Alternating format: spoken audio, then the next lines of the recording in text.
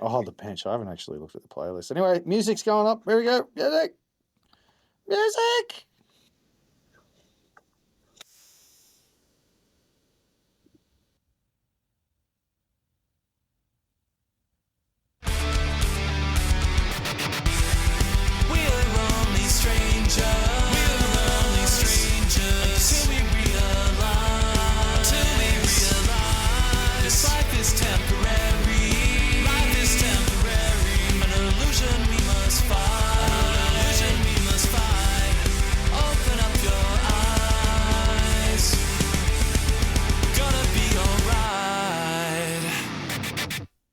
West Tigers Faithful, episode number 32, and this is quite a melancholy Tuesday because I have an emotional hangover that has been ringing in my ears since 4 o'clock Sunday. Joe McCord is here. How are you, Joe? Gem McCord. Gem McCord. How does the song go? We've won 2 in a row, confidence high. Real Tigers fans know we're gonna die. Prophetic. Prophetic. Yeah, I'm going good, mate. Thanks for asking. Look, at the end of the day, I have good coping mechanisms. I've got a good support network around me. I don't know if you saw the Batuta Advocate article today, but it was, I felt seen. Batuta Advocate posted an article today, talking about how, you know, therapists of Sydney, speak glowingly about Tigers fans and how awesome they are at self-care. And I believe it to be true, having had conversations with so many Tigers fans, I think, we have developed a lot of good coping mechanisms over the years. And, I do consider the average Tigers fan to be slightly more enlightened than the average other NRL fan. I hear you. So, therefore, have you been seeing your therapist, speaking to your therapist about what went down? No, because I've evolved past the need for therapists personally, but I do appreciate that other people still have that requirement. My coping mechanisms are more, holistic. I like to touch grass sometimes, play with the kids, pat the cats, punch holes in the wall, that kind of stuff. Yes, the old drywall destroyer. Mm. Um, well, what we are going to do is do a bit of group therapy today. This review is going to take 10, 15 minutes. So any questions you have, any thoughts you have, anything you want to talk about, drop it in the live chat. To anybody who is listening to this a day later via Spotify, Google, YouTube, Apple, otherwise, just hit us up on the forums or tweet us or whatever it may be. But nonetheless, let's get straight into it. 64 blot, complete rot. I wanted you to actually call this the Rotcast. Look, we saved our worst performance for the best team in the comp in a time slot where they thrive. And Benji actually said it in the press conference. It's one of the few things you can probably give him credit for. We took a few steps forward, but we've taken multiple steps back.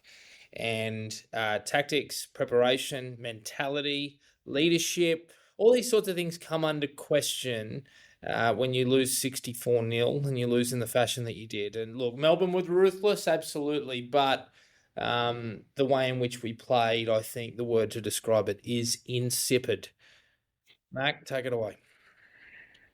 I I just think it was like watching a probability storm unfold in the exact like most worst case possibility, right? Like everything from the minute the game started was just diabolical. And just like that Pappenhausen try to start the game was like such ass. Like fuck that guy. Like how dare he score that try?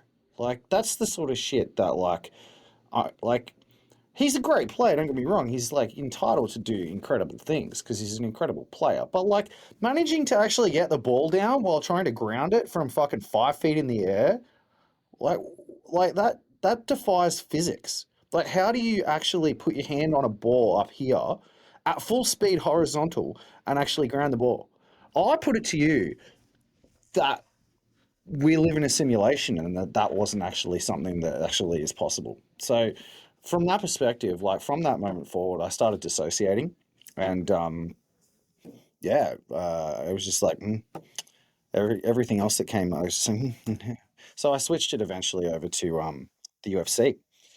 Jack Della Maddalena. So we can switch to a UFC podcast if you like. Australian world champion in the UFC, UFC welterweight champion Jack Della Maddalena.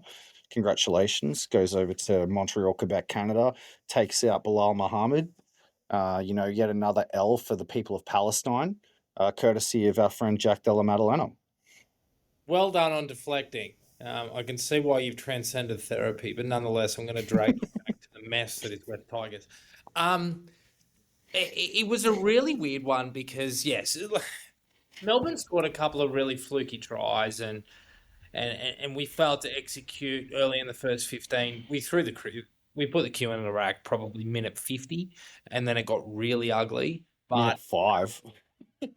I guess the really disappointing thing was obviously the lack of execution was no good, but the way that in which they scored their points as time went on, a lot of which was through the middle. They spotted Terrell May quite often, who we've spoken about is quite tired at the minute. But also that right edge that we had a lot of concerns about going into the season, but seemed to have actually pulled its socks up in the preseason and really worked to build a cohesive and quite a resilient edge. And in the last three halves of football, that has completely disappeared. And I know that obviously Stafford Toa wasn't there, but if we're teaching a defensive system, and I know that Charlie Staines is a different player to Stafford Toa, but if we're teaching a defensive system, it is extremely concerning what he's done. Uh, oh man, how do you analyze the X's and O's from a performance like this? I think like reality is that the Melbourne Storm went after one percenter, after one percenter, after one percenter, and everything worked. Like, there's nothing that they could have done to improve on the performance that they had, except for a couple of like fumbles late in the game when when the scoreline was more than academic. When a team gets into a mood like that, you have to be able to fire a counter shot and win back the momentum. And we had a few opportunities to do that early in the game and fucked it up. The spread to the right where the ball went out in front of the right center instead of hitting him in the chest, and he scrolls. It was Staines playing at right center, which I have no idea what the deal with was. That I think that was a failed experiment. Fair enough, try things like that. Failed experiment. I don't think I ever want to see Charlie Staines at center again. Not that he was solely to blame. I just think that it was just we shouldn't ever have to see him at center again anyway. So who cares? If they score that try, who knows, right? Like, who knows? Because we've seen Melbourne, you know, I think I mentioned last week, Melbourne are the sort of side that, they everything sticks once they get in front. Like, once they build up their confidence, that happens. Like that, but if they don't get that, like, that initial burst, or in the case of what you saw against I believe it was Redcliffe and again against the Raiders, you can hit back and then build back into a game and come back on top of them. We didn't do that. They're a weird team. They're a weird team because I still think, I look back on it and I go, if we score that try, anything could have happened from that point forward. How much how much is there to say about the fact that, and I said this to you, that Parramatta, they went down there, obviously, and they got absolutely pasted. And that was a point when they were the worst side in the comp by a distance. And you went, oh, well, that was absolutely atrocious. And then a few weeks later, they did it to the Warriors. And they got absolutely pasted first half. Second half was a little bit different, but I think they kind of put their cue in the rack. Whereas this time, they were completely ruthless. But nonetheless, in Melbourne, Sunday, 2 o'clock, they tend to rack up cricket scores. I know that we played terribly, but is it just how much of this can you flush? Why would you flush it? I don't think you flush it. I think that the Tigers over the past few years would have tried to flush it, and pulling that rein has led us to wooden spoons. Like making no like having no actual response as a coach to the players and encouraging them to flush it. I guess it depends what you're saying, Rudy. Like, are you asking us as fans Yeah, I am. to just bin that result? If you're asking us Well, as fans to flush okay, it, all right. Do it from both perspectives. Before we really well, start talking about Benji, just curiously, what would you do in Benji's shoes this week? And as a fan, and how? has he done the right thing with that weird team list?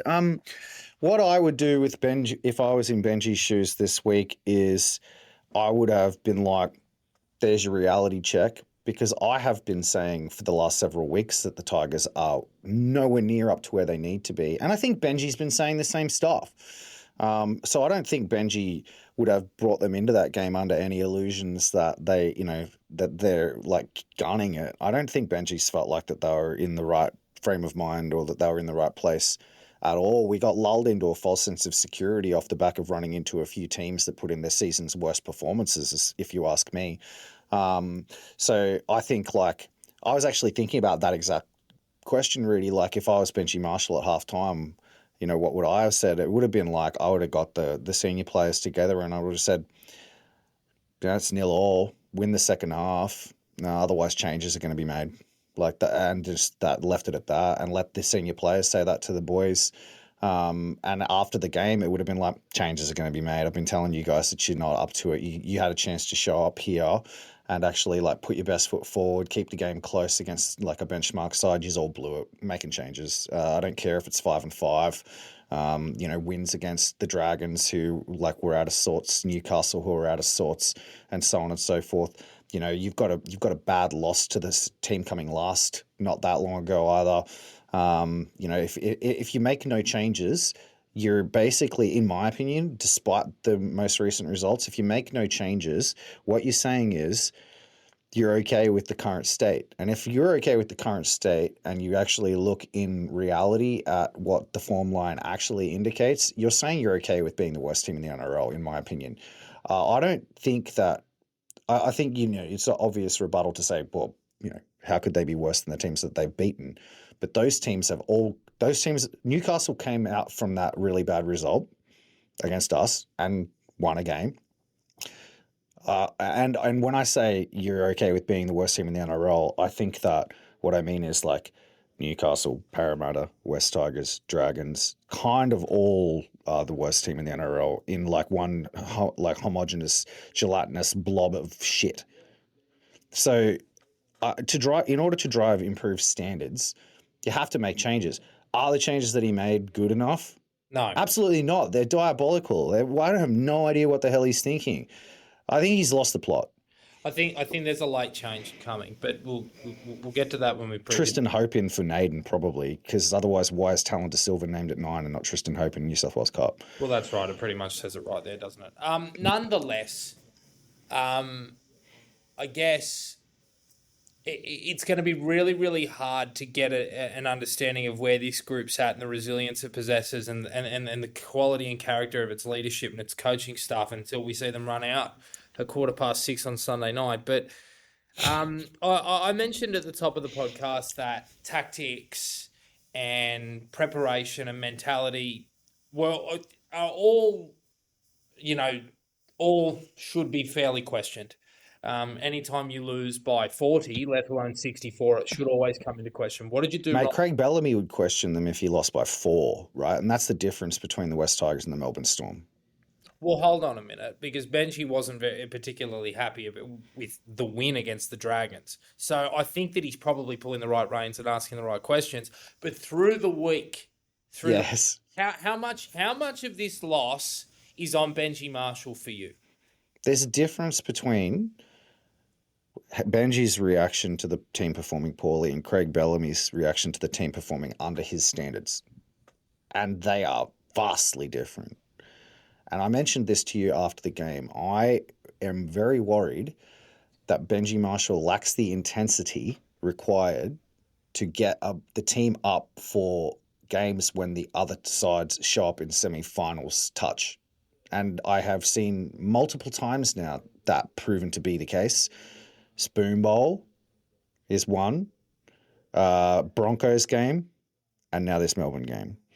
When teams show up and they're like licking their wounds and they're ready to put their best foot forward and they've got an intense coach that's actually like drummed into them, like you need to go put these guys to the sword. It's all like, everything's on the line in this game. We have been flogged 3 times. In fact, we've had 60 put on us twice. So I question whether Benji Marshall as a coach, look, I think in the day in, day out, he's actually proving himself to be a really good coach. But the difference between a good and a great coach is that you can get them up for the big games. Like a good coach can maybe make the 8. But when they waltz into the 8 in the form that they played round 27 in, they're going to get pasted by any side in the NRL that has a coach that can get them up for a big game. That's my concern. Craig Bellamy, 34-0 down, is in the box going off his fucking head. 34-0 up. In the pre-game, they asked Craig Bellamy. They said, like, they asked him to talk about the West Tigers, and you know what he said. Did you see the pre-game? No. Like, mate, they throw the ball around, real threatening side. Yeah. Oh, they play just like Benji. What a player! What a great player, mate. Not to be underestimated. This side in great form. Absolutely. Yeah. No, good team. I'm really happy to see them do well as well. Craig Bellamy would have said that to this side all week. He would have said, this is the different West Tigers side. Don't treat them the same way. They're firing. They're killing it. You're going to have to come out in your best form. If you guys lose to this lot, you know what I mean? Like, that's how he would have prepped them. And they came out and they went nuts. Benji Marshall has to take some of the blame. Look, if we lost 30-12, it's different. That looks like a side that's been outclassed. We lost 64-0. That's a side that got out-prepared, outclassed, out-enthused, out-physicaled, out-mentaled, out-everythinged. You have to put the blame on everyone. Oh, without question. But I guess how much of the blame do you apportion to Benji Marshall, I guess, is my main question. Because he I don't think it matters, Rudy. He said pre-game, look, we have nothing to lose down here. Now, you can look back in hindsight. Yeah, well. Hold on a second. You can look back in hindsight and you can say, well, look how that turned out. You played like you have nothing to lose. But to me, I think you have to play in Melbourne like you have nothing to lose. Not only you have to scrap for everything on your line and scrap for every loose ball. They failed that. But you have to play. You have to throw the ball around. You have to be a little bit low percentage. You have to take your chances when they present themselves. And sometimes you have to kick early, or you have to go for the play on second tackle. Whenever it presents itself. But they did not do the work required to earn the right. So but at the same time, Marshall then says in the press conference post-match that they threw the game plan out of the window and they completely forgot about it. But to me, you can't really execute a game plan when you aren't, doing the basic fundamentals right. That right edge was terrible. The middle was completely flattened. And as a result, we just leaked points. Our wingers didn't want to go up for contests aerially. It was a really weird one. And I guess that's why I'm sitting here going, how much of this is Benji?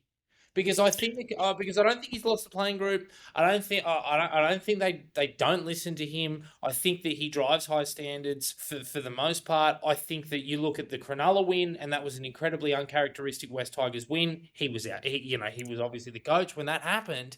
So was this just simply a lull and a team that was crawling to the bye, like we mentioned last week, that got absolutely pasted by a side that thrives in that time slot, that is big, strong, fast, professional, and was stinging for a win after playing 90 minutes the week previous and losing?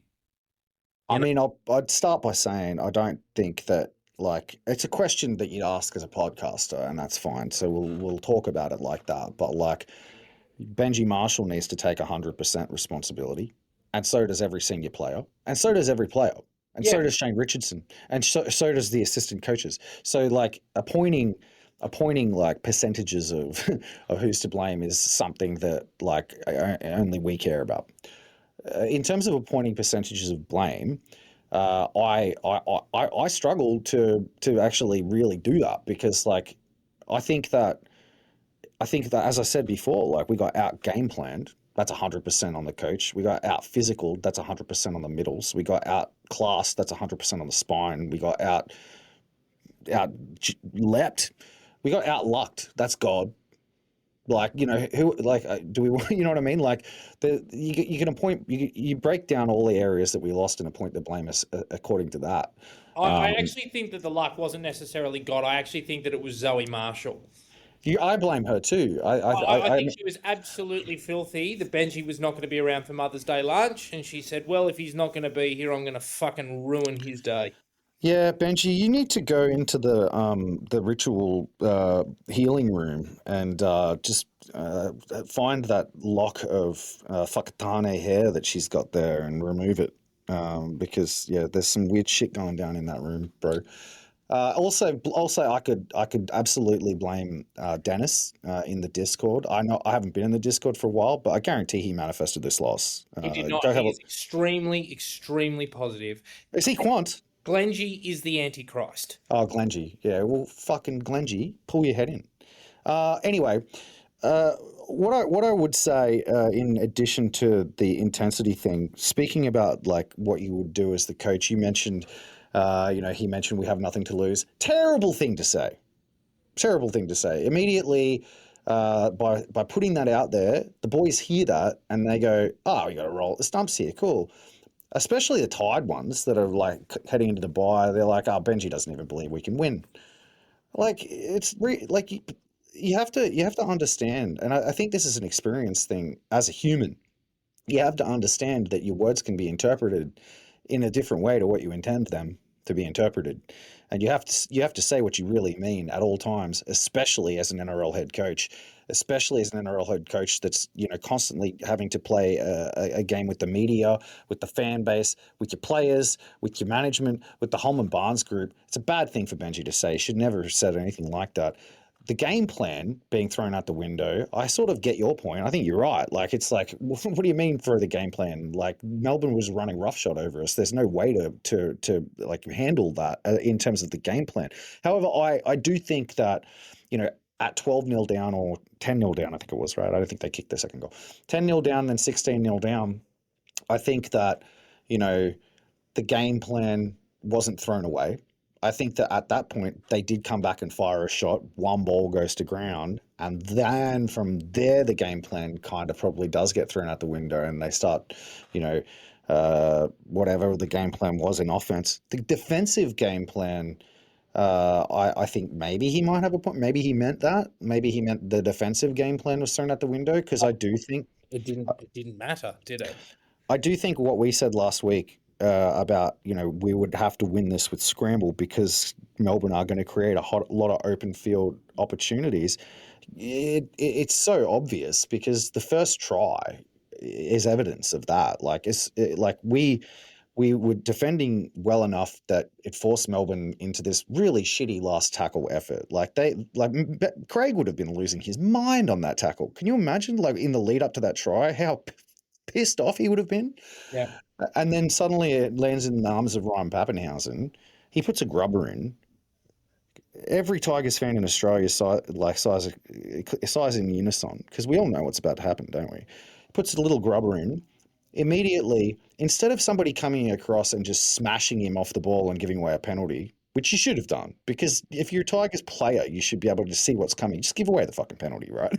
Just smash him off the ball. Hope the ref misses it and just smash him to pieces. But no, let him run through. Second kick, Brent Naden like ambles around and Ryan Pappenhausen does this. It's like run to the ball. Every Tigers player, run at the player, run to the ball. Like be the hero. Yeah. Make the I am. play. I am fascinated by the inability to scrap for the loose ball, Crazy. like because it's been part and parcel of what we've seen from this team for the majority of the opening of this season, and now Oh man. and now we sit here and it was gone. And again, we don't know. This is the problem, and this is the problem with this fucking Sunday 6 o'clock time slot. we will not be put out of our misery to know whether or not it was a one-off until then. It's really, really, it drives me up. I mean, everybody wants to put the blame squarely at Brent Naden's feet, and on that play, No, the you can't. blame Oh, okay, all right. On that on play, that play you can put the blame squarely at Brent Naden's feet. Manure Bale Um, too completely stops. yeah, I think, but if you um, are a West Tigers coach or assistant coach or senior player, and you have Brent Naden in Mm. the side, and you have seen Brent Naden single-handedly lose us games with stupid efforts like that in the past, and Brent Naden goes out on that field and does that again, mate. How many times has Brent Naden played a game of football and you yourself have gone, that's blacklist, blacklist. He's never to be seen again. I've seen you say it. I've said Oh, it. I've seen heaps of Tigers fans say it, but somehow, and we're guilty of it too. Brent Naden has a great preseason. He looks neat. It's like, I'll give him another shot. Okay, you give him another shot. We're fans. We don't have to be held accountable for like our opinions on that matter. But Benji Marshall does, and so does everyone else who's in the decision making group to pick him. Hey, we're down the roster here, but we've got Josh Vellaty in New South Wales Cup in the top 30. I put it to you that the last time we saw Josh Vellaty play NRL, he played better than Brent Naden played on the weekend. Just gone. Um, Long story short, like who? How do you not go, Brent? Hey, bro, is there anything in there? If you see a loose ball, run at it and dive on it. And if you don't, you're never getting picked again. Now, the second part is key here because guess who's been named at number 14 in the team this week? Brent. So, like, obviously the accountability isn't there because he's been picked again. Stafford Toa's back. He's been dropped to the bench. He hasn't been dropped to the. Like, why is Brent Naden named at number 14 and Talon De Silva been dropped? We could talk about that till the cows come home. And look, Anyway, quite frankly, I don't think Talon should be the only scapegoat. I think there's a few people that could have been dropped for their efforts. I would have bombed the entire whole right edge if you're asking me, if you want my opinion. But nonetheless, well, the problem there, Reedy, is the same fucking as every year. Who the hell do we pick? Because look at all our right. extended bench. We got Heath Look, Mason, Solomon Afatape, Ruben Porter, Tristan Hope. Heath Mason, I'm never picking him on the wing or in centre in the NRL, given form or given. 6 this week. Fuck it. Oh, At least. you bring him into six. What was the score in New South Wales Cup? Oh, we got absolutely pasted, but you know what? He competes on every play. If you go back and watch those highlights and the tries we concede, he chases every single player. He worked his absolute backside off. Can't. Sorry. Like, I mean, fair enough, but Heath Mason's been terribly out of form all year in a New South Wales Cup side that's getting pasted. Solomon Afatape, the last time he played NRL, kicked a ball over the sideline when if he picked it up, we have a chance to win a game. Well, but Yeah, Mac, what would you rather? Would you rather a kid that is genuinely committed and is competing on every play despite being out of form, or would you rather pick a bloke that is out the door in 18 months and refuses to use his shoulder or actually do the dirty work or actually work towards something in a set of 6 as opposed to going for the glory play every play Appy Coruscant at 7, move Jerome Luai to 6. Sure. We've got two great dummy halves. Like I don't think it's a Galvin or Mason proposition. I would have dropped Galvin too. I just wouldn't have picked Mason at 6. I'm just saying, You know, even all I am saying is that was it round 11 yet? Can we pick the train trialists yet? we Yeah, it can. is. It's round 11. So why the hell haven't we picked Kurt Falls? Ugh. Oh, I don't know. Like you're talking about Heath Mason. Kurt Falls has been playing better than Heath Mason. Oh, well. We got trainer trialists. Who Line them up. can we call up? And I mean that's Eden that's Ackland.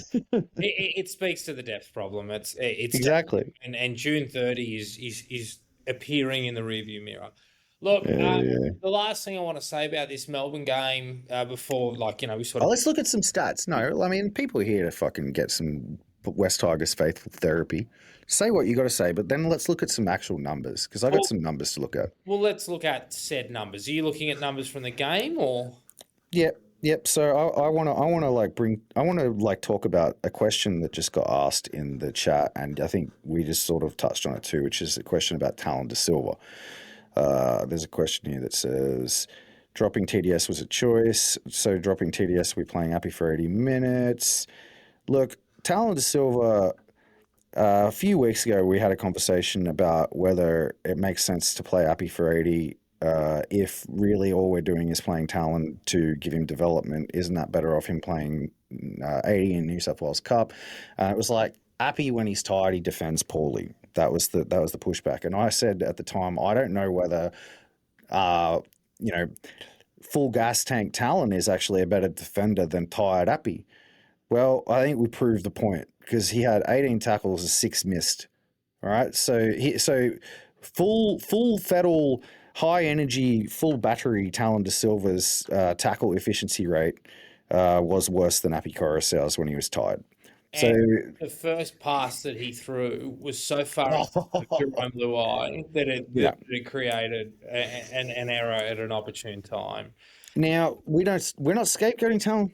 I'm not scapegoating Talon. No, he should I, not be the only one dropped this I week don't at think that all. he's been dropped because I think that for the same reason I've said in the past that look like these sort of kids at this age should not be in the week to week grind in the NRL. Lachlan Galvin is among those who should not be expected to shoulder as much pressure as he should shoulder. And I spoke about this a few weeks ago when I talked about why maybe there is justification for Lachlan Galvin telling us to jam it, because it might not actually be. Everyone's like, oh, he's got Benji. Benji trusts him. He's handed him the keys to the kingdom. It's like, mate, being handed the keys to the kingdom when you're at the West Tigers is not all it's cracked up to be. Being handed the keys to the kingdom may be why he's chosen to leave. So suddenly we're thinking, dropping Talon's a bad thing, mate. We're just giving him a chance to just go back to New South Wales Cup and recuperate outside of the public space. Build his game plan up, score 3 easy tries, smash and probably help the New South Wales Cup side to a win against the Rabbitohs side. That's probably the only other New South Wales Cup side that we could potentially win against. Talon de Silva's going to go down there and run rings around them. So, I don't think Talon's been dropped necessarily. I don't think he's been scapegoated. I think in reality, Benji Marshall has no levers to pull whatsoever because the depth is just abysmal. So, look, Talon Sylvan does need to go back to New South Wales Cup. If Latu Fainu was fit this week, I reckon Lachlan Galvin would be on the extended bench too, personally. I agree, and I wouldn't be surprised to see him in the 14 jersey. Let's talk about Samuela Fainu, Reedy, because Samuela Fainu had 8 missed tackles on the weekend, and I think I've mentioned him in recent podcasts as well as somebody who I think in exactly the same boat. He had a great season last year, our player of the year, which is contestable. He is certainly regressing. He's having second year syndrome. I wouldn't call it therefore regression. Is this not just a down year that, is it not just second year syndrome? I don't think I have seen It's the same. development regress. Well, now we can use this as a segue if you want, because Samuel, look, if he's not playing as well in his second year as his first year, despite the fact that it's pretty common, and it is a common thing for players in their second year to, not be as good as they were in their first year. We saw it with Buller. It is common. It's still regression. By the definition of the word, it's still regression. And it doesn't happen to every player, and it happens more often in teams that have, less quality around them. But you don't see it happening in a lot of other clubs because even when players come and have a mind-blowing first year, they don't immediately get thrown into the meat grinder of week to week 80-minute football like they seems to happen here. You see it at Melbourne. I could give you two immediate examples in the form of Jonah Pezzett and Sua Fa'alongo. If Jonah Pezzett and Sua Fa'alongo came through at the Tigers, they would not have left first grade from their debuts. After the performance, They're a bit different. I think probably Howarth's a better example. Failongo and Pezzett are stuck behind two of the best spine players in the comp. I do get where you're coming but no, but Fa'alongo is playing on the wing. Pezzett could be playing centre. Pezzett could be playing on the bench. Check Howard's another good example, sure. But yes, my point here is that at another club, Lachlan Galvin, despite playing great in his debut and great in his second game, would have been pushed back into the Queensland Cup system because that's how they do development. Mm. It doesn't matter how good the player plays, that's what they do. And that's because that's what's in the best interest of the players long term. And you can see that because that's just it. Look at Harry Grant. Harry Grant like debuted for Melbourne. Actually, he didn't even debut for Melbourne. Harry Grant, when he was 19, was like an absolute weapon. If he was at the Tigers, he would have been Jake Simpkin 2.0.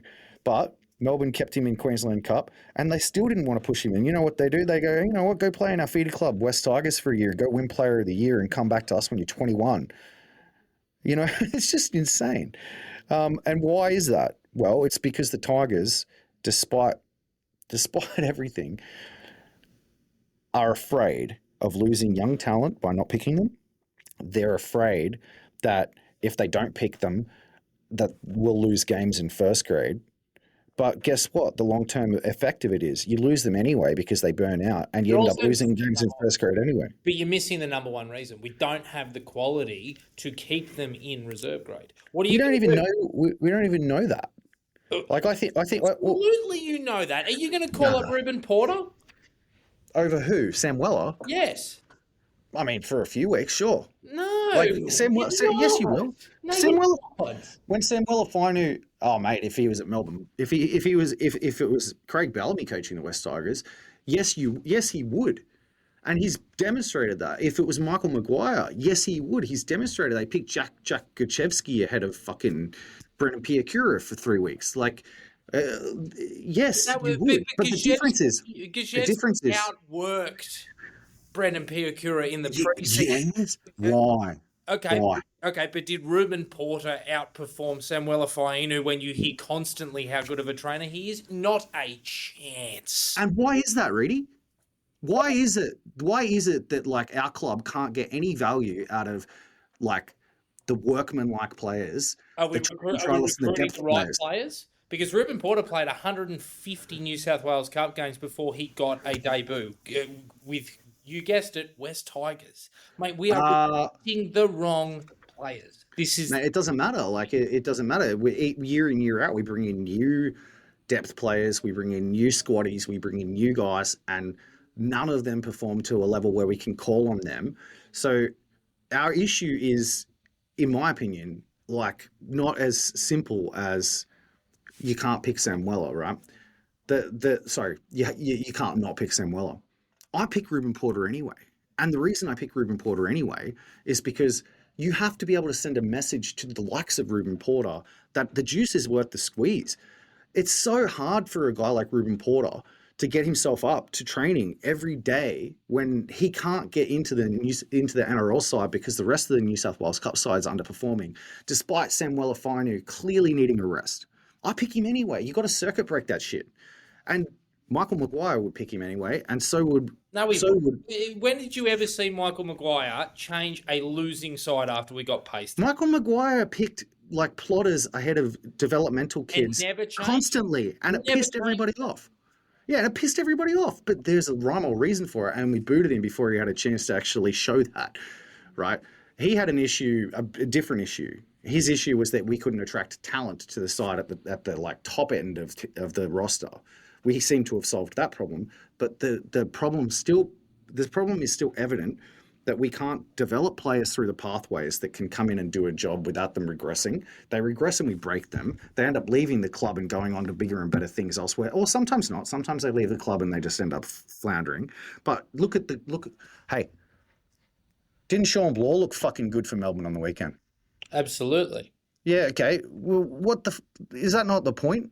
Like, I think Sean Bloor is totally different. But it doesn't. But really, it doesn't matter who. I could give you 50 examples of my point here. We can't ever get value out of depth players. We can't ever get value out of pathways players. We never get value out of them because we suck at development. A development club. We suck at development. It doesn't matter whether it's a 26-year-old that we're trying to bring in to do a job or a 19-year-old that we're trying to do a job. We break them. We either break them or they lose faith in the program, or we just can't get them up, man. We can't get them up because of things like playing them into the dirt, because of things like not trusting the guys beneath them to be able to come in and do a job. It's a whole system. It's a mentality It's the reason we're getting pumped in New South Wales Cup. They're playing for nothing. Get up. They're going to go. Okay, boys. Yeah, all right. I'm going to get up for training and go down to Lidcombe Oval and train with Aaron Payne and the boys after we just got pasted by 60. Why? Because I'm going to play NRL next. I'm going to play NRL next week. Really? No, you're not, and you know you're not. Okay, what does that say to the players in the NRL side? There's nobody there that's going to take my spot, and there's nobody there that can take my spot. So it's either I got no threats coming through to take my spot, or I got nobody to give me relief. I have to play. I have to. This sucks. I'm leaving. That's the story. That's what happens. That's why Lachlan Galvin's leaving, This is a and it's squad. because Isaac Moses told him that that's what happened to Luke Brooks. This is a question. This is mainly around a squad building exercise. As you said, we filled roster spots 1 to 8, but anywhere between probably 19 and 30, we are nowhere near we need to be. Nowhere near where we need to be. But the reality is that you can only move hypothetically in a rebuild year 10 players out and 10 players in. So all I am saying is simply we do not have the quality. Again, you can pick Ruben Porter, whatever you like, but it's just quite frankly, it's not going to work. I know that, and I don't give a fuck. I know that Ruben Porter's going to come in for that week or 2 weeks and we'll lose games. I know that. Actually, maybe not. We won last week with Charlie Staines and Brent Naden in the side. So, That like, if no, no, no, hear me out. If we can win a game with Charlie Staines and Brent Naden in the side last week, that means that we could have theoretically, in a world where Luke Lolalii was playing regular first grade, rested him and won a game, right? So hypothetically, that could have possibly occurred, right? Like if Luke Lolalii wasn't injured and he was being picked ahead of Charlie Staines, and we decided to give him a rest week last week, we won a game resting Luke Lolalii. Okay, so my point is, it's totally achievable, and it's not even something that other clubs would even blink twice about thinking about the possibilities of. You're saying you can't pick Ruben Porter, whatever. I think you can. You can totally drop Sam Weller for a week, pick Ruben Porter on the bench, push Sione Fino into the back row and say, Sam Weller, take a rest week. We're going to, work on some things and still win a game. Totally can. Point is, it doesn't matter. I don't like, because at the end of the day, there has to be a bigger plan. There has to be a bigger plan. And that bigger plan has to be like, this is about your development. This is about your care. I see Blaine in there saying if we did what I'm saying, that we'd get lambasted in the media. Who gives a fuck? Nobody cares what the media has to say. the media doesn't matter, but at the end of the day, the wins and losses do, and ultimately the development of these players. I understand that players will often need a rest, and a lot of these players are crawling to the bye week. Absolutely. But at what? But like, where do you draw the line, mate? I don't think that you can run out, your Fatah pace of the world just so that way you can give Luke, these other guys that are of higher quality just because they are more inexperienced a rest. I I get that. I think that at a certain point there has to be a plan already in place about what you're doing with a guy like Sam Finu, what you're doing with a guy like Luke Lolalei, Lachlan Galvin, Heath Mason, whoever it is. And part of that plan has to be that they're not going to be expected to play 80 minutes week to week in the NRL. And that's final and it's academic. And that has to be the plan. And if that plan gets derailed because we don't have the depth to be able to replace them, you can't just not follow the plan, because what message that sends to that player is the plan didn't matter in the first place. We're now relying on you. Here's a whole bunch of West Tigers branded pressure. And what that causes is Lachlan Galvin to leave. That's what I'm saying. Like when you think about the highest of the high level strategy about how to run a club, part of that, if you look at all the good clubs, they do this, mate. Like you can't put a 19 or 20-year-old into the NRL and play them week to week. The same thing happens over and over again. A club like Newcastle does this to players too. It's not just us. Lots of the clubs that struggle do this. They bring players in and they grind them week after week after week until they lose confidence. And it's sometimes they never get it back. Like sometimes you never see them in the NRL again. I don't They disagree. they then sometimes leave and they go on to they recuperate mentally, and they and so from my perspective, when you're asking me questions like, do we recruit the wrong players? I think that that's a pretty good example. In fact, I can think of a really good example of exactly that from Newcastle, and his name's Christian Mapapalangi, because Christian Mapapalangi is now playing in our New South Wales Cup side, and he actually looks pretty good. Like in a beaten side, he scored a ripper try. Like he's actually somebody who I wouldn't be surprised to see play in a role later in the season. So anyway, let's move on. Right. Well, nonetheless, we need to build some depth, and they need to do it before June 30. If not for the development of these youngsters, it's for the wins and losses column, and in all grades, to be quite frank. Look, I was just going to say before it all wraps up, and I typically say this after a loss, but I'll probably start saying it when we start winning again, that things are never as good or as bad as they seem. Yes, we got absolutely pasted, but we are 5-5, so let's just wait and see what happens this week. You take what you can get. We move on, and hopefully, after a very, very open, honest, and quite scathing video review, these boys are able to turn it around and reverse it. And we'll talk about that in a little bit. Mac, do you want to go through and see if there's any questions or anything worth sort of bringing to light in the comments section? Yeah, sure. I think that Steph said that Steph would rather see Mapapalangi over Naden, which is, a pretty good point considering it's round 11. Like we can be picking these train and trial players now, and like maybe there's something to look at there. Like maybe we really should. I know, like it's easy to write them all off because the New South Wales Cup side's performing poorly, but I certainly think that there's players there that, I mean, if we've just picked, we're looking at potentially seeing Tristan Hope return. We picked Naden and Staines out of obscurity. Well, obviously those are Um, the standouts in terms of Christian and and the other one, I Tristan. think, Like they're I think, standouts. So yeah, I think, like, I mean, I'll just bring this point up here. Scott's talking about the Dogs and how they nurture Mitchell Woods. Has he even made his NRL debut yet? God no, I don't think he's ever made his cup debut. How old is he? He is 19 this year.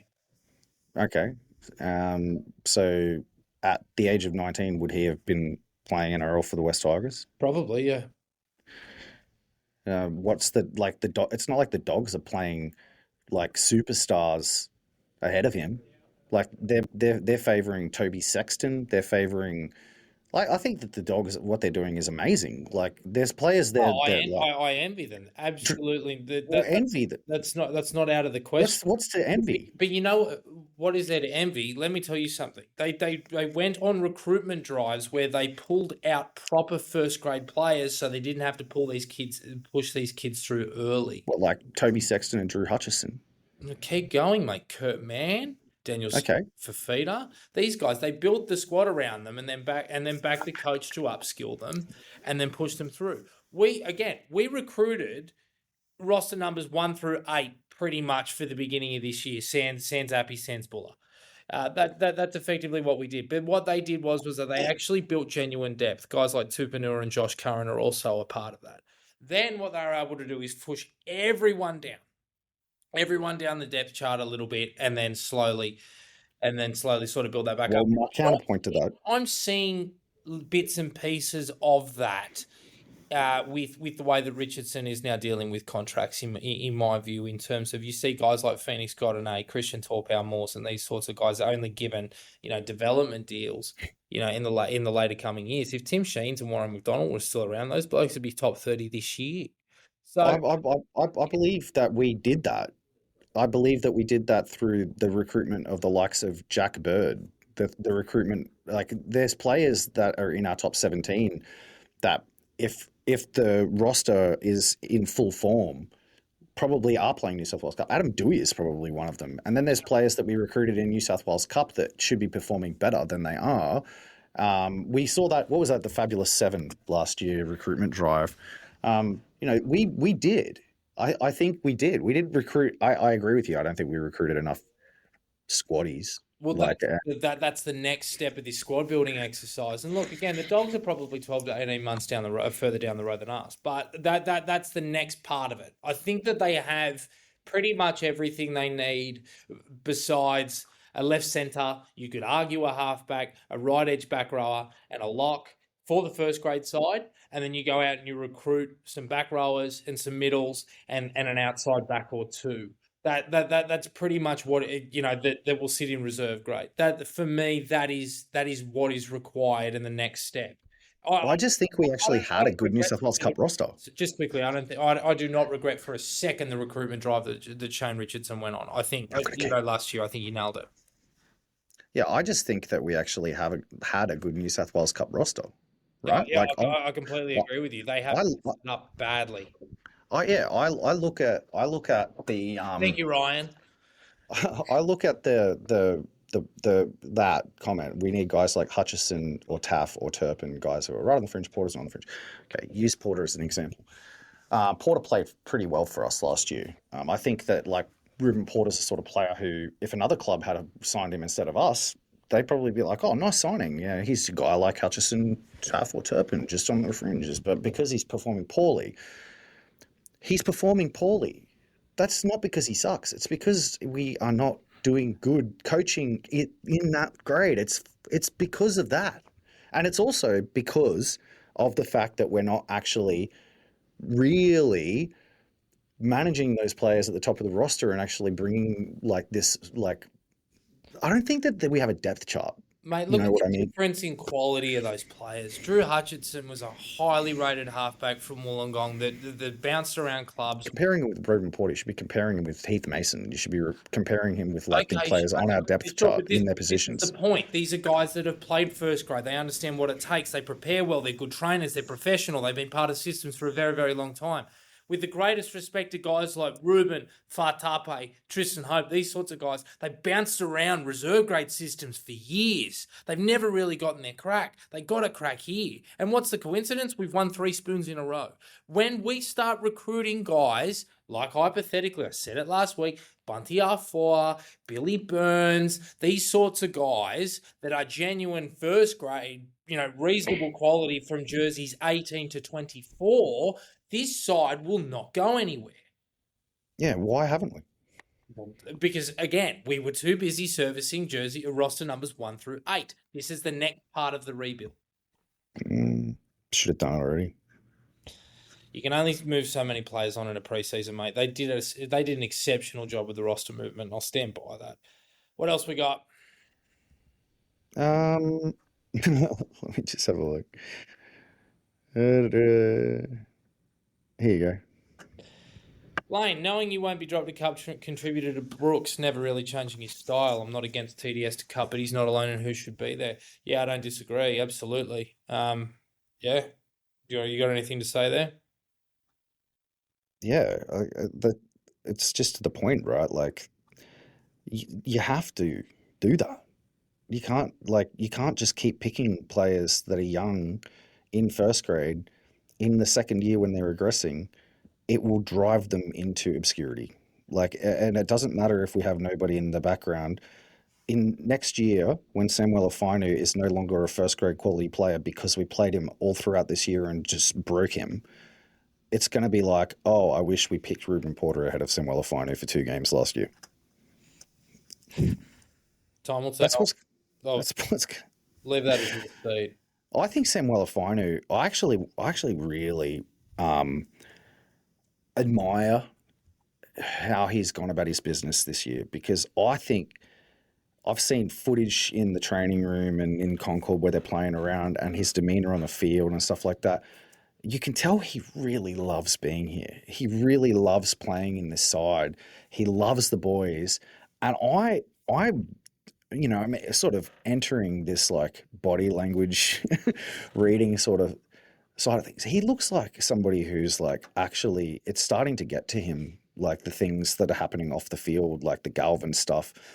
Like it looks like he's trying to overcompensate and like be somebody on the field. Like he's like, when he scored that try off Galvin last week, he's like doing these ones and stuff like that. And it looks like he's trying to, be the rallying guy and stuff like that. And I feel like that coinciding with like a dip in form makes me I'd be encouraged to go up to him and be like, mate, I know there's a lot going on, but you need to worry about yourself. You need to focus on your game.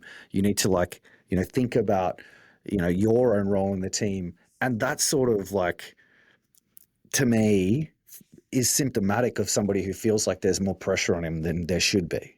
I worry a little bit about things like this. Interesting. What's the next subject? What else have you got in the comments? Mostly comments, man. Look here. Naden 14, I'm dead. Yes. Again, I'd expect changes there. If Here you go. Try this one. When will they put us out of our misery and fold this brothel of a club? Good to have you, CB. I don't know if he's still in, but the line's gone dead. What else we got? Uh, Here you go. Do you think that the Taylor May interview was a bit of a public perception test in case he gets signed? I don't think it was a West Tigers driven PR stunt, but it was definitely done by his management. It was the old, oh, I've done something bad off field. I'm going to head to a mental health clinic to get my head right. And then I'm going to come back and do an interview with one of Danny Weidler, Yvonne Sampson, or Jake Duke. And that's pretty much how it went.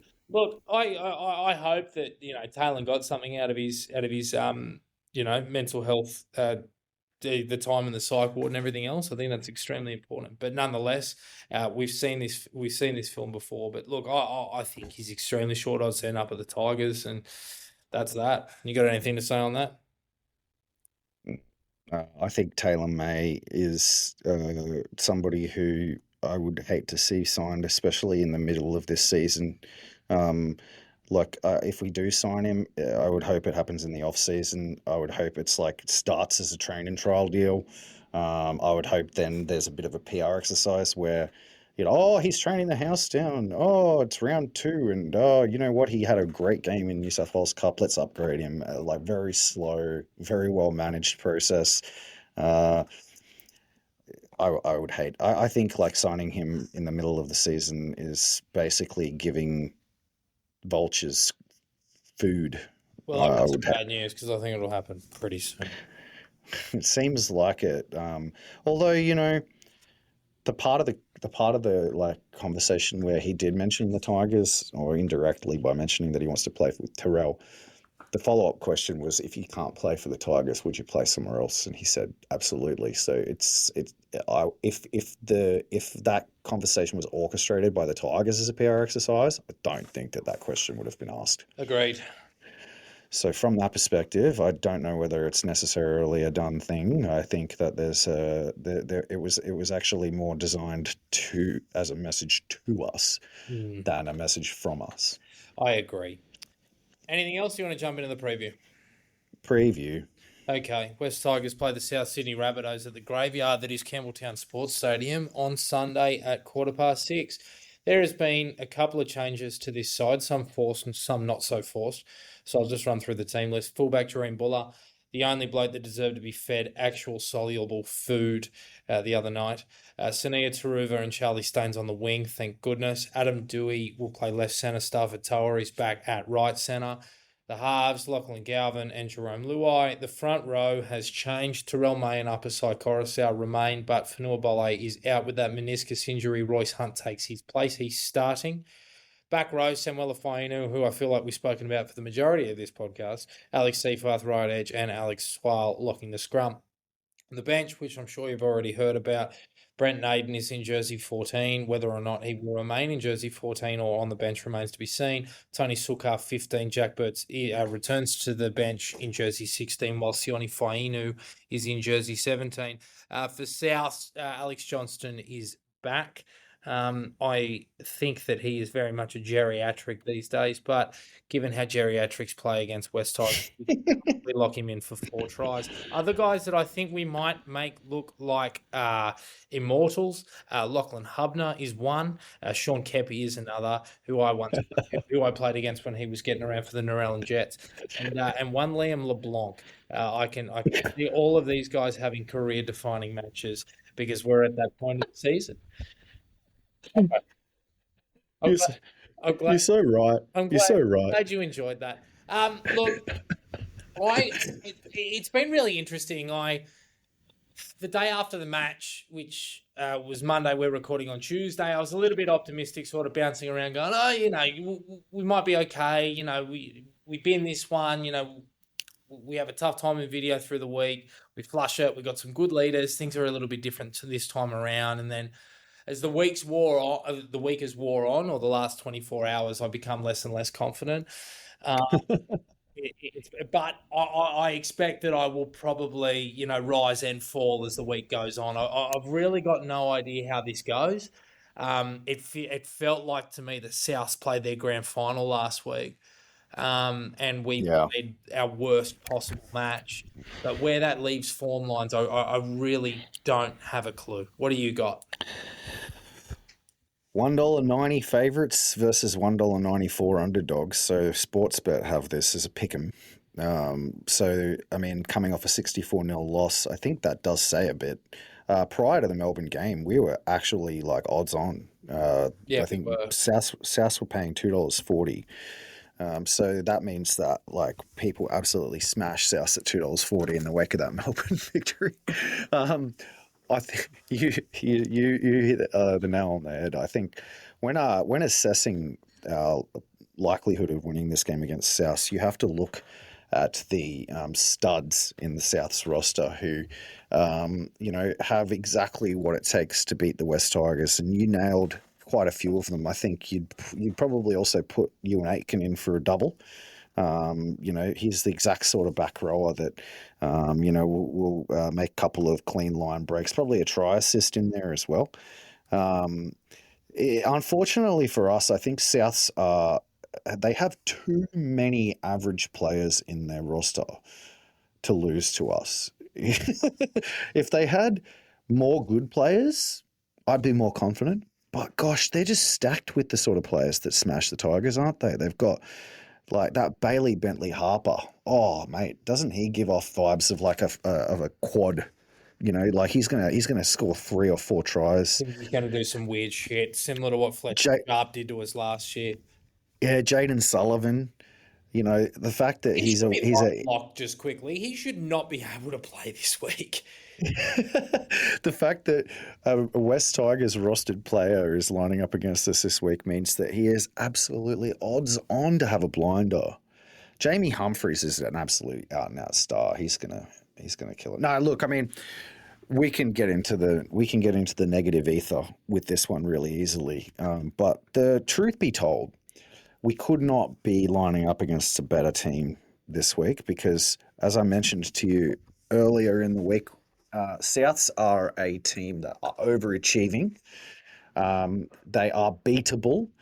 They are the sort of side that will only flog us if we are absolutely over. Like if the Tigers have fallen into the pit of despair, this result will be South scoring 40.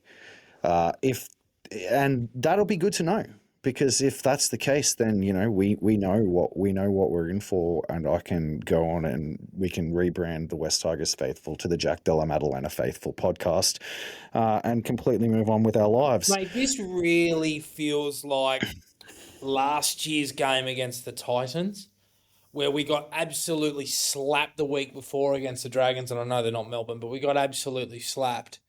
And then we played a really, really ugly game. We managed to win a game that we probably didn't deserve to, but just through a bit of luck, a bit of grit, and just sort of biting our teeth and sort of holding on, we managed to get it done. That's sort of what I see. But this game could really swing. We could win by realistically, 13 plus, but we could also lose by 20 or 30 in a really, really ugly match. I've got no idea simply because this is such a different mandate, like different leaders, different squad.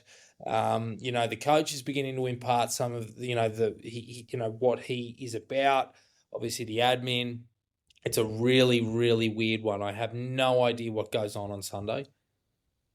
Yeah, I tend to think that I don't see the Tigers winning this one by 13 plus. I would be shocked if that's the case. The last time we played Souths was round 20 last year, Uh, in Gosford, and we went down 42 to 28. Do you remember that game? I was in Croatia. That was the day before my birthday. I recall watching bits and pieces. We were actually good first half. Talon, and you could argue it was Talon's breakout game. I do recall that game, but our defense was atrocious, and Cody Walker did some very impressive things with the football. Yeah, that was a weird game because we were in that game until like right to the end, and it was like just a shootout of two sides that were like horribly out of form. Didn't want to. Uh, they were just there to. It was like an opposed Oztag game. It was very strange. Now, if you look at the result the week previous to that, we got absolutely smashed by the Sharks, 58-6. So this is Yes. second. This is the second time in a row that we're playing Souths coming off an absolute thrashing. If you want a form line, there it is. The chances of this devolving into a weird, ridiculous shootout of two sides having a is probably not as high because of who's coaching South, right? So Wayne Bennett is going to, and the fact that South are actually, not last. I believe that they were second last when they played us last year at that time. Yep. So it was like a bottom two shootout. Souths are actually one spot below us on the ladder. They are. So Souths are going to view this as a very important game. So they're not going to come in with the same mentality as they did last year, but we might. So I think that unless we show up with a really, really good attitude, we have the potential to turn this into a bit of a meme game, and we will lose if we do that. Like Souths will, it'll be a very similar scoreline. I don't think Souths are like. I think the Tigers have enough attacking strike that if we just show up and we just decide that we're just going to throw it around, we'll probably will score 4 tries. But if we don't show up with any intent, then we will just get they'll just run through us like a dose of salts, regardless of how good or bad they are. This is where it gets interesting. All of the questions that we have about this playing group, the will be answered this weekend in terms of, whether or not they genuinely mean what they say when they talk about standards and resilience and all these types of things, and whether or not they are willing to scrap on every play. Show us, please, show us that it is, a one-off and an anomaly, what happened last week, because this South side, they are playing the most basic of basic football. They do, their structures are pretty straightforward. There's nothing too out of the box. They just get the ball into Latrell's hands and they allow him to dictate off the back of that. They've got some centres that can beat their opposite, Isaiah Tass and Campbell Graham.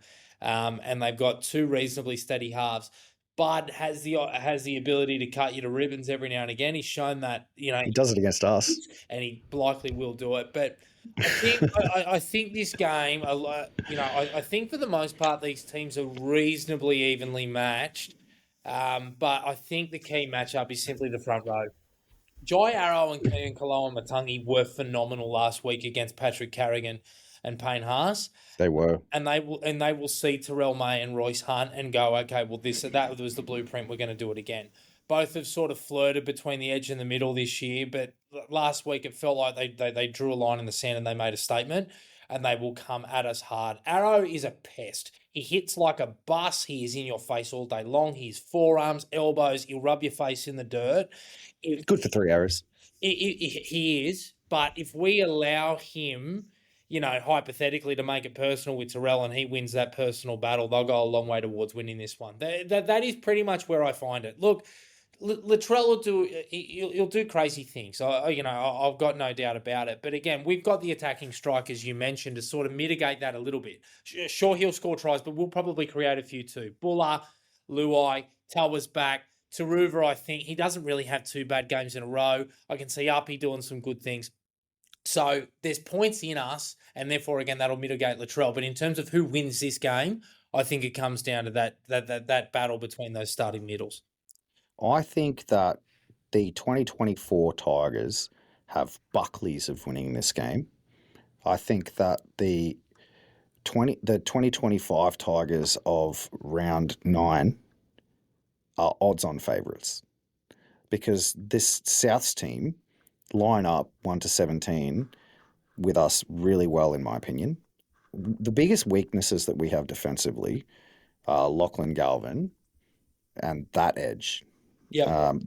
That they don't really have strike in that area to actually take advantage of that. So, like, if we show up with good intent, if we're able to actually put that Melbourne Storm game to one side, they should struggle to score enough points to beat us. They really, truly should struggle. Um, it's all going to come down to whether that 64-0 loss put us in the pit of despair. Like, Yep. if that 64-0 loss has turned us into the 2024 West Tigers again, I don't think it will. I don't see how a team that has Jerome Luai in it, and is 5-5. I don't see how they could get properly binned into the pit of despair. I would predict that this is going to be a close result. I actually think we might win it, to be honest. Like, I know I've been like joking about like a lot of negativity and stuff like that. If we can bin the Melbourne game, and all, I would say that it's more likely than not that we will. I actually kind of think 20-18 win is probably on the cards. It would be my guess, and I think it's probably going to come down to just seeing us go back to the same team that we were in the previous, and it's probably going to look ugly again, and we're probably going to come out of it being like, I don't know how we won that game, and it'll probably come down to us sort of defending in such a way where we keep Souths at bay just enough for us to just scrape over the line. That's kind of my prediction. I didn't ask for my score prediction. I'll just give it to you anyway. Okay. Do you remember, and I'm sure you will, 2010?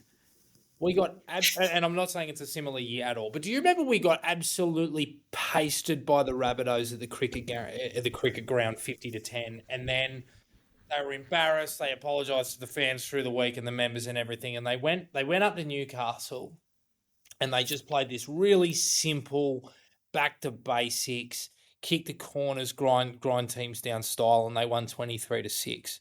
If this playing group genuinely has the quality, the resilience, and the strength in leadership and coaching, sort of culture that they're saying that they do, we will win this game in similar fashion. But if That's but if the demons yeah, remain of the past 3 years, then we have just ripped open the wounds and things and the rot's about to set in. It's a really, really interesting one, and I don't know which way it goes.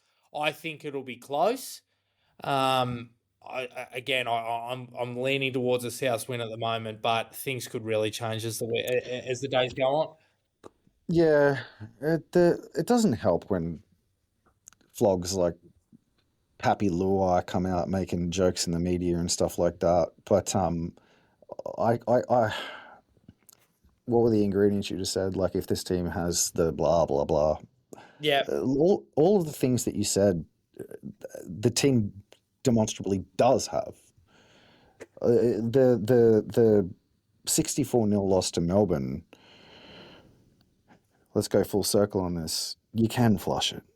Yeah, you can because you must, and and also you can because it doesn't rewrite history. It doesn't rewrite the first 9 rounds of the comp. It just does not. That's not how reality works. Like, it's a thing that happened and it sucks, but it doesn't mean that this is the 2024 West Tigers. It doesn't. It just logically just does not. Like, what we're talking about is trauma. You know what I mean? Like, what we're saying is, oh, is this the West Tigers curse? We're talking about magic, bro. Like, you know what I mean? Like, this is really we're the talking week about where voodoo. we keep hearing about Jerome Luai and Sunia Taruva and the effect they've had on the group. They need to be there at their best this week. Have the boombox out, cracking jokes, laughing, enjoying it, and then the second we get on the field, screaming, barking, chirping. I'm in at training, and really trying to put some energy and intensity in this group, and as best as possible, take the lessons that we learnt last week, but for the most part, really try and forget the trauma associated with what happened last week. I would say that too, and I would also be going if I was at the Tigers. Maybe I wouldn't be doing this if I was Benji. Maybe I'd be delegating this to somebody else. But I'd be going to let's have a look. Adam Dewey, Charlie Staines, uh, Samuel Afinu, Alex Seafarth, Alex Twal, Tony Suka, basically all of the guys in the side who, are not names that we say, need to step up and drag us to a victory. The other guys. Let's call them the other guys. I'll be going to the other guys and I'll be saying, this is the week where you put away the offload. This is the week where you put away the, you know, the like internal desire to like, somehow magically play yourself into a future rep jersey. This is not this week. This isn't the week where I want you to stand out on the field. This is the week where I want you to be invisible for the good reasons. You know what I mean? Like, this is the week where I want you guys to do your job. Make your tackles, shuffle the ball on when it's appropriate, take the hit up, pack it under your arm, and let the other guys do what they need to do. Don't heap the pressure on them by making key errors in defense or offense. And I think that's just as important because in a game like this, coming off a loss, everybody's going to want to be the guy. You know what I mean? Yeah, oh, Everybody, absolutely. you gotta actually let the guys that can be that guy be that guy. And it's not to dissuade them. It's to be like, you know what I mean? Like, you guys need to recognize that the game plan is the game plan. And the game plan does not revolve around Alex Seafarth trying to pop an offload 40 out from our line when we're down 12-0. Don't do shit like that. I think that's a really important message to send to those guys. Absolutely. Imagine who I think is Hawko. He said that you can't flash it as we need the embarrassment to fuel the attitude to beat South. Look, yes and no. So you need to put that performance in the rearview mirror, but I think you need to heed the lessons. You need to use it as fuel to inspire you, yes. But through the week at training, you cannot, the game plan has to be different, as Max said. It has to be low percentage. You put the offload away, you run straight hard, and you keep to a corner. That has to be the blueprint. But you need to take certain things from it, but not everything. And having it in the back of your mind as you run out can be a good thing or a bad thing. For me, as best as possible, I would be saying, if I were Benji Marshall, I would be saying, all right, forget last week. We are getting back on track today, and we are doing that by doing the basics and earning the right to play football again, and that's how we're going to attack this. Because when they played Melbourne, they were quite expansive. They just need to go through the front door, north-south this week. Jerome needs to run the football. Galvin, if he is going to run the football, needs to run the football straight, and they need to scramble and work hard for each other. It's as simple as that. I'm talking myself into psychosis. I think we're gonna win. I think we're gonna win well. I just do. I'm getting this feeling in my root chakra, Jared. I would It's love like for you to be it's right. down here somewhere. Like it's down here in my loins. I'm just getting this sensation. I'm having visions. I'm having visions of Jareem Buller in open field and there being somebody to turn the ball to on the inside. I'm having feelings of 3 tries in succession. I'm having I'm having visions of Campbelltown Sports Stadium in absolute euphoria. I'm having visions of us next week sitting here on Windcast talking about I've into the bye. Woohoo! we've got a Windcast into the bye and Jareem Buller starred and mate, how do we get him into the Origin? I'm having visions. I'm having a feeling. I do get the feeling that it might break open somewhere around the 50 to 55th and we might score a cluster, but I just don't know. I just A cluster. like just a few tries within sort of 10 to 15. We'll see. Anyway, Fucking have a cluster headache at the 55th minute from the amount of fucking like stress that I'll have from the fucking. I'm so nervous. I'm so nervous already, and it's fucking Tuesday. Look, I'm gonna call it. I'm gonna back us into a win. 24-10.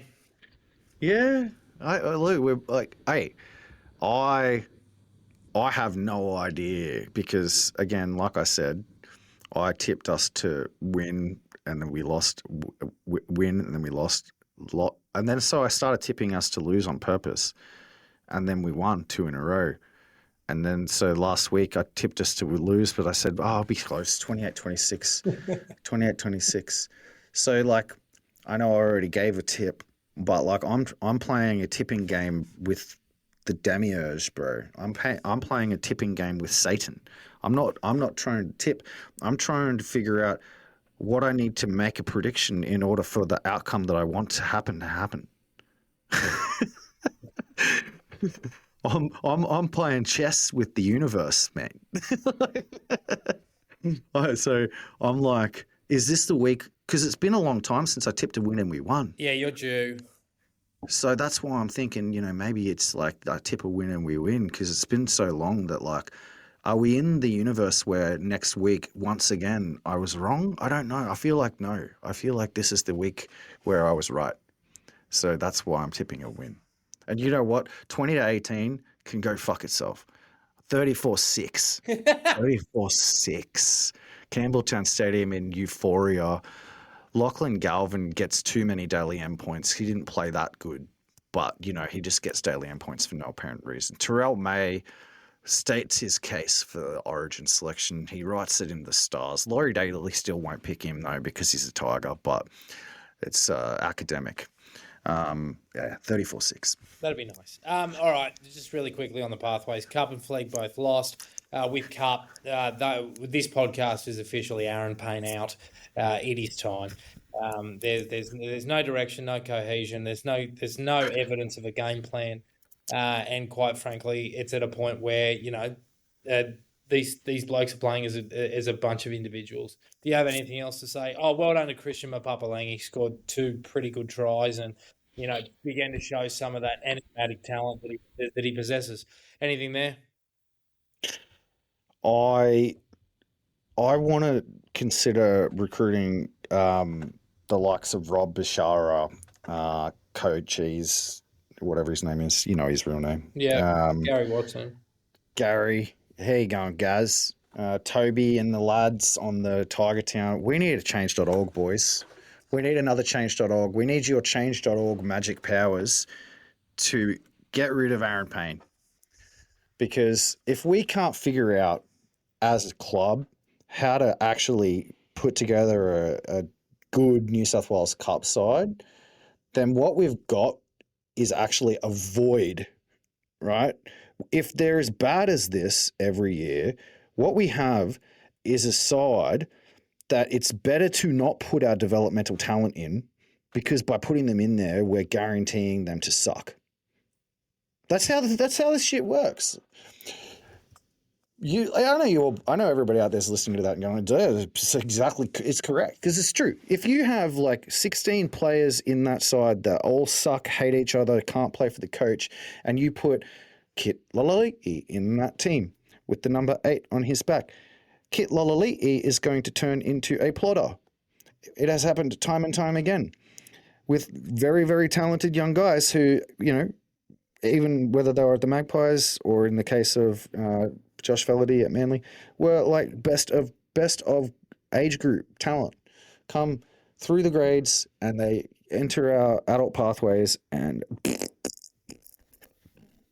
down the cliff. We will never, ever get over the hump unless we have that shit sorted. Shane Richardson, please fire Aaron Payne immediately. In fact, I will record you a singing telegram. I promise you, next week I will sing live on the podcast a telegram message you can record and send to Aaron Payne. Tune in next week to hear me sing a singing telegram to Aaron Payne. Heard it here first. We play South in the curtain race beforehand. Christian's been named at 6, Heath Mason at 1. I think that was a switch baiting game. I don't really have anything else to say about this side. That guy that we just spoke about at length, Ruben Porter's in the front row. Random. And good on Noah for getting on the score sheet. Flegg lost to Penrith, basically in similar fashion to they did against the Steelers. Penrith just scored, there's that word again, a cluster of tries, and that was pretty much what killed us.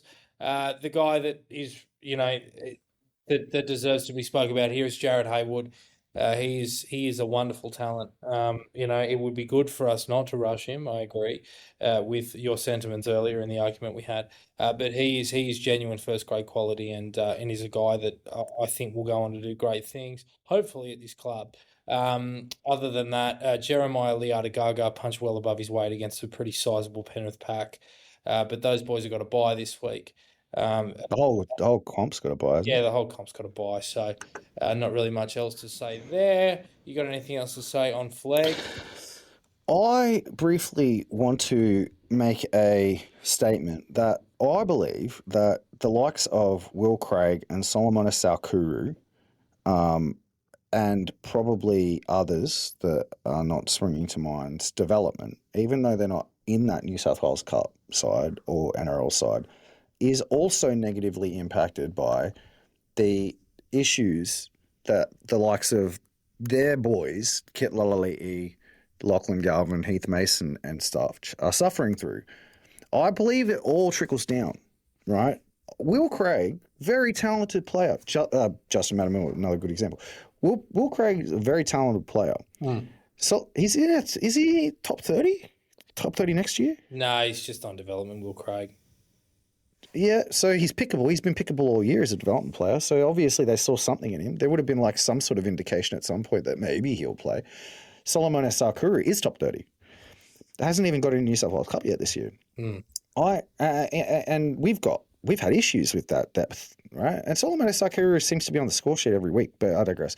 I feel like that there's something that needs to, like, there's some sort of like little pin in the fabric of the West Tigers that needs to be yoinked out. And I don't quite know what it is, but it's affecting that, like, oh, it's Aaron Payne. I think it's Aaron Payne needs to be yoinked out, and that way we can rebuild that New South Wales Cup pathway, and I reckon it'll trickle down. And next week, singing Telegram. Wonderful. I look forward to it. Congrats to the boys that got named in the city countrysides in the 16th and 18th. Thomas Arroyan and Zep Finau from Balmain and West, respectively. Sonny Mills, Ashton Dewanto, Sebastian Taylor, and Noah Valtungi, all from MacArthur West Tigers. For the country under 16s. In the city under 18s, two guys on development contracts next year, Phoenix Godney and Christian Torpau Moores, as well as that guy, Hiamasi Makasini. And then the He's back. country 18 side is Glassy, Tomasi Tovui, and Levictus Tavia. So well done to those blokes. What a name. Yeah, I agree. And the girls. What a name, bro. And the girls. Levictus? Their pre-season. So good luck to the girls, and hopefully they rip in and set some high standards in pre-season. Mac, I think we're done. That was a huge podcast. Thank you to everybody who joined. Yeah, hour and a half. We needed it. Therapy session. We had a little bit of a Barney. We did. I don't even know if we were disagreeing. I think it got to a point where I think I agree with you. These young players should not be burnt out, but ultimately I don't think that there is a good enough quality player to call upon, and that's the next part of the rebuild. If we can find those guys and we sign guys that are, can genuinely do a job in first grade, because I think the guys that are in reserve grade are clearly proving that they can't do it in second grade. Then I'm more than happy for them to go down and have a week or two in Reggie's or whatever it takes. But for me personally, right now, I don't think we have that quality of player, and that's Richardson's next task. So just to be clear, we disagree. You wouldn't intentionally, like, bring a player back just because it was part of the strategy, unless there was somebody better to replace them. Yes, Okay. Well, we do disagree, because I would do that. Because to me, plans change. At the end of the day, if a player is going to perform, I'm not going to drop them because it's part of their scheduled program. But If nonetheless, they're performing well. yes. If they're performing well, I would agree. I wouldn't just do it if they were killing it week after week. You're not going to drop somebody who's absolutely gunning it. With Sam Weller, I think that he liked Terrell Mays and Fanua Bole was as well before he was injured. He's crawling to the bye.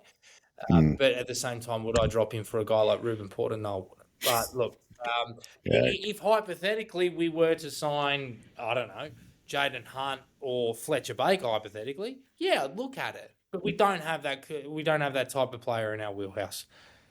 Yeah, fair Hold enough. on, Maybe we should. can you just highlight Imagine's comment? This is massive.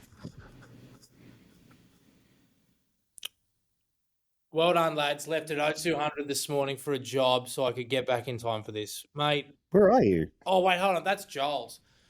That is phenomenal. And Is he in Antarctica, is he? that is the reason why we do this. And ultimately, we're just two yobbos that, think that they have reasonable opinions.